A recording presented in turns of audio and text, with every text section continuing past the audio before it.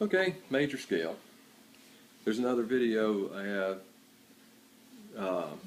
and it's G major scale. So I'm going to do that one more time, but just go through it and remind you.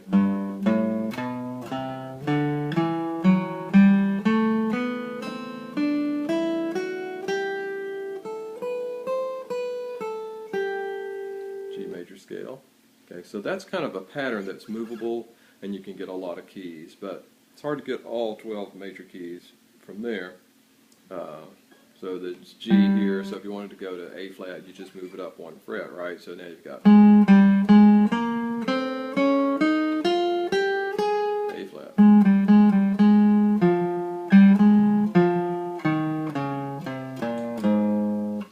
And so on, just put it wherever you need it to fit the key.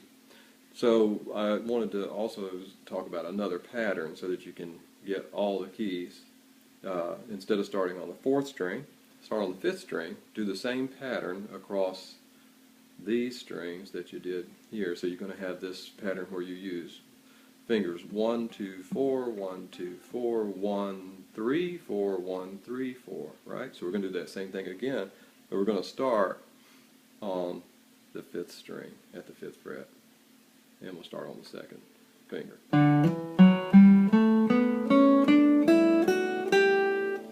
So far that's the same pattern, except the shift was at the 2nd string, which came a little later, right? And then to the 1st string, the pattern's a little different. Instead of putting your 4th finger right down on that fret, you skip a fret.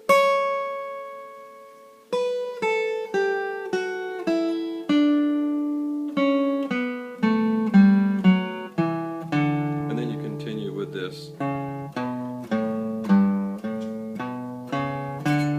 just like before. If you want the lower notes, you go to the other fret on the 6th string. Okay, so that stayed the same on the 6th string. So now that was a D major scale and the G major scale, and if you move those around, you should be able to get to all the major keys. So D, we could play E like this.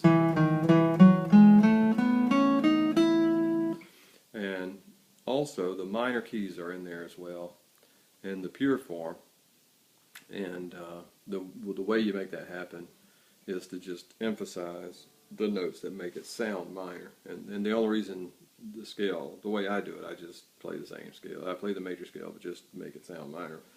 So we're going to start here. Instead of starting on G, we'll play the E minor scale, which is a relative. Remember, they're related through the key signatures. So E is where we're going to make that the home tone. So instead of, we'll start like here on the E. So now it sounds like we played a E minor, and we did.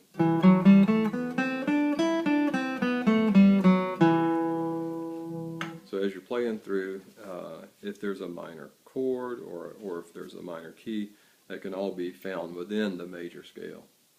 And of course, now you can eliminate notes or you can add notes, and your fingers are already pretty much in position.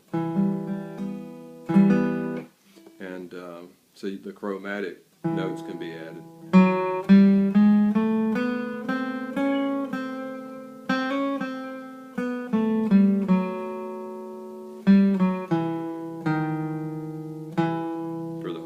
See, now you got your harmonic minor sound, because your fingers are right there ready to pounce on them, right?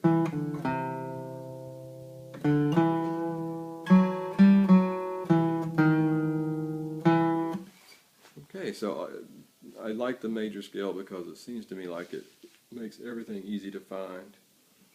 So that's the major scale.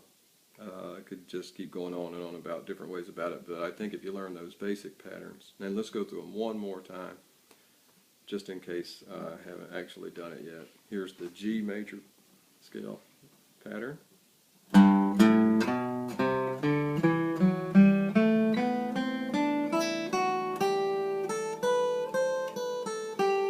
And here's the D.